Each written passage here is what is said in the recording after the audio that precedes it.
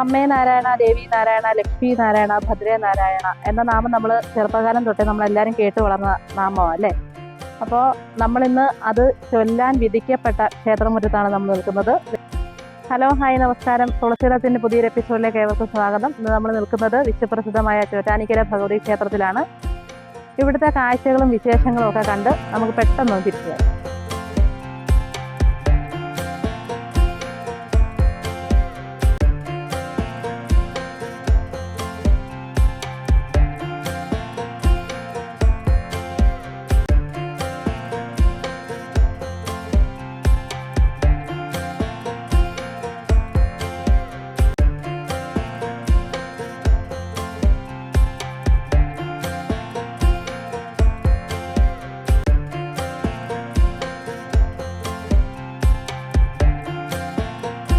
അമ്മേ നാരായണ, ദേവി നാരായണ, ലക്ഷ്മി നാരായണ എന്ന നാമം നമ്മൾ അക്ഷരാർത്ഥത്തിൽ ഇവിടെ ജപിക്കേണ്ട കാര്യം എന്താണെന്നറിയാമോ?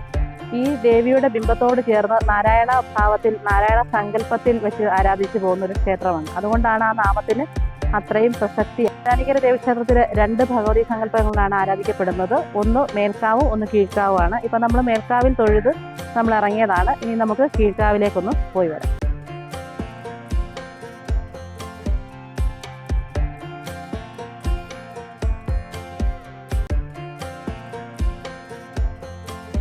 മേൽക്കാവിന്ന് കീഴ്ക്കാവിലോട്ട് ഇറങ്ങുന്ന വഴി ഇത് കണ്ടോ? ഇത് ഓർമ്മയുണ്ടോ ആർക്കെങ്കിലും? നമ്മൾ മുൻകാല വീഡിയോകൾ ചെയ്തിട്ടുണ്ടായിരുന്നു. ഓച്ചിറ അമ്പലത്തിലെ നക്ഷത്രവനം എന്ന് പറയുന്ന നമ്മുടെ ചാനലിൽ ചെയ്തിട്ടുണ്ടായിരുന്നു. ഇവിടെയുണ്ട് ജന്മനക്ഷത്ര വൃക്ഷങ്ങളെക്കുറിച്ച്. ഇതെല്ലാം ചെറിയ ചെറിയ വൃക്ഷത്തൈകളാണ്. നമ്മുടെ നേരത്തെ വീഡിയോയിൽ കാണിച്ച പോലെ വലിയ വൃക്ഷങ്ങളൊന്നുമല്ല, എല്ലാം ചെറിയ ചെറിയ തൈകളാണ്. അതെല്ലാം മുകളിലേക്ക് വളർന്നു വരുന്നതേ ഉള്ളൂ. നമുക്ക് വളർന്നു വരുമ്പോൾ ഇവിടെയും അതൊരു വീഡിയോ എടുക്കാം. കീഴ്ക്കാവിലെത്തിയിരിക്കുകയാണ്.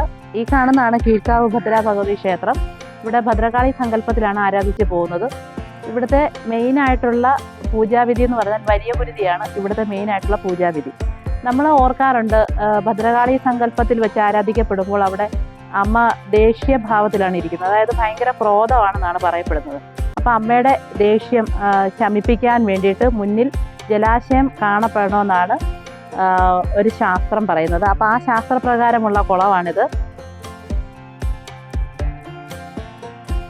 ഈ കുളത്തിനെ സങ്കല്പിച്ച് മറ്റൊരു ഐതിഹ്യം കൂടിയുണ്ട്. ഇവിടെ വില്ലുമംഗല സ്വാമിയാർ കാല് കഴുകാനായി കുളത്തിലേക്ക് വന്നപ്പോഴാണ് ഭദ്രകാളി സങ്കല്പത്തിലുള്ള വിഗ്രഹം കണ്ടെത്തുകയും ആ സങ്കല്പമായ ആ വിഗ്രഹത്തെ കീഴ്ക്കാവിൽ പ്രതിഷ്ഠിച്ചെന്നുമാണ് പറയപ്പെടുന്നത്.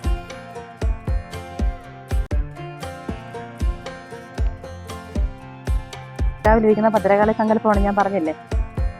പക്ഷേ ഇവിടെ ഒരു പ്രത്യേകതയുണ്ട്. എന്താണെന്നറിയാമോ? ഇവിടുത്തെ പ്രത്യേകതകളിൽ ഒന്നാണ് നമ്മൾ ഈ ആൽമരച്ചുവട്ടിൽ കാണുന്ന ആണി തറച്ച് വെച്ചേക്കുന്ന, പാവ തറച്ച് വെച്ചേക്കുന്ന കണ്ടോ? ഇതൊക്കെ എന്ന് പറഞ്ഞാൽ ഇവിടെ വരുന്ന ബാധാദോഷങ്ങളെയൊക്കെ ഒഴിപ്പിച്ച് ദേവി രക്ഷിച്ചതിൻ്റെ അടയാളമാണ് നമ്മുടെ ഈ കാണുന്ന ഈ പാവയൊക്കെ. അപ്പോൾ ഇവിടുത്തെ ബാധാദോഷങ്ങൾ ഒഴിപ്പിക്കുമ്പോൾ ഇവിടുന്ന് ഒരു നെയ്യ് കൊടുക്കും, നെയ്യ് സേവിക്കാൻ കൊടുക്കും. ആ നെയ്യ് സേവിക്കുന്നതിലൂടെ, നെയ്യ് സേവിച്ചു കഴിഞ്ഞാൽ ഉടനെ അടുത്തുള്ള മഹാദേവ ക്ഷേത്രത്തിൽ പോയി ഭഗവാൻ ആ ദോഷങ്ങളെല്ലാം മാറ്റിത്തരുമെന്നാണ് ഇവിടുത്തെ മറ്റൊരു വിശ്വാസം.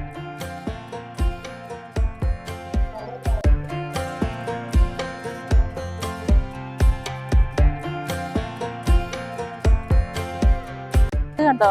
ഇതിവിടെ അമ്മയ്ക്ക് പറയർപ്പിക്കുന്നതാണ്. മഞ്ഞൾപ്പറയുണ്ട്, അവിൽപ്പറയുണ്ട്, നെൽപ്പറയുണ്ട്, പിന്നെന്താണ്, എള്ളുപറയുണ്ട്.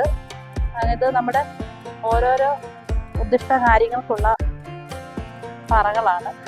പഴുമല്ലിത്തറയെ കുറിച്ച് എല്ലാവരും കേട്ട് കാണും. വിശ്വപ്രസിദ്ധമായ മഞ്ചാരിമേളം നടക്കുന്ന തറയാണ് പഴുമല്ലിത്തറ. എല്ലാവരും ചെറുപ്പകാലം തൊട്ടേ നമ്മൾ പറയും ശ്രീദേവി മൂദേവി എന്നൊക്കെ പറയും അല്ലേ. അതായത് മഹാലക്ഷ്മി, ജ്യേഷ്ഠാദേവി, അവർ ചേട്ടത്തി അനിയത്തിയാണെന്നാണ് പറയപ്പെടുന്നത് ഹിന്ദു വിശ്വാസപ്രകാരം. അപ്പം ആ ജ്യേഷ്ഠാ ഭഗവതിയെ നമ്മുടെ പവിഴമല്ലിത്തറയുടെ ബാക്കിലായിട്ട് എത്തിയിട്ടുണ്ട്. അപ്പം അതിൻ്റെ ഒരു പ്രത്യേകത എന്ന് പറഞ്ഞാൽ നമ്മൾ ഇത്രയും ആരാധനാ സങ്കല്പത്തിലുള്ള മൂർത്തികളെ നമ്മൾ തൊഴുതിട്ടും നമ്മൾ അവിടെ പോയി കൈയെടുത്ത് തൊഴരുതെന്നാണ് പറയുന്നത്. നമ്മൾ അവിടെ ചെന്ന് പറയേണ്ടതെന്ന് പറഞ്ഞാൽ നമ്മളെ ബാധിക്കരുത്, നമ്മളിൽ നിന്നും വിട്ടുപോകണം എന്നാണ്. നമ്മൾ അവിടെ ചെന്ന് കൈ കെട്ടി നിന്ന് വേണം പ്രാർത്ഥിക്കാൻ എന്നാണ് പറയപ്പെടുന്നത്. ഒരു യുഗം തൊഴുതാലും തീരാത്ത പാപങ്ങൾ നമ്മളിവിടെ അമ്മയുടെ തിരുമുമ്പിൽ വന്ന് മകന്നാളിൽ തൊഴുതു കഴിഞ്ഞാൽ തീരുമെന്നാണ് വിശ്വാസം പറയുന്നത്. വിശ്വാസമല്ല, അത് അത്ഭുതകരമായിട്ടുള്ള ഒരു കാര്യമാണ്. ഇവിടുത്തെ മകത്തൊഴിൽ വിശ്വപ്രസിദ്ധമാണ്. തൊഴുത് കഴിഞ്ഞാൽ പിറ്റേ ദിവസത്തെ തിരുനാളായ പൂരനാള് തൊഴുതു മടങ്ങണമെന്നാണ് പറയപ്പെടുന്നത്. അതിനും അതിൻ്റെതായിട്ടുള്ളൊരു പ്രത്യേകതയുണ്ട്. മേൽക്കാവിലമ്മയെ കാണാൻ കീഴ്ക്കാവിലമ്മ വരുന്ന ദിവസമാണ് പൂരനാളെന്നാണ് അറിയപ്പെടുന്നത്. എന്തു തന്നെയായാലും ആചാരങ്ങൾക്കും അനുഷ്ഠാനങ്ങൾക്കും അപ്പുറം അത്ഭുതം നടക്കുന്ന ഒരു ക്ഷേത്രമാണ് ചോറ്റാനിക്കര ദേവി ക്ഷേത്രം. നമ്മൾ ഒരിക്കലെങ്കിലും വന്ന് അമ്മയെ ഒന്ന് കണ്ടു തൊഴുതു പോകുന്നത് എന്തുകൊണ്ടും നല്ലതാണ്. ദേവിയും കണ്ടു, കീഴ്ക്കാവിലെ അമ്മയും കണ്ടു. ഇന്നത്തെ നമ്മുടെ വീഡിയോ ഇവിടെ വൈൻഡപ്പ് ചെയ്യാൻ സമയമായിരിക്കുകയാണ്. അപ്പോൾ പുതിയ പുതിയ വീഡിയോകളും കാഴ്ചകളും ഒക്കെ ആയിട്ട് ഇനി അടുത്ത എപ്പിസോഡിലേക്ക് കാണുന്നത് വരെ ബൈ.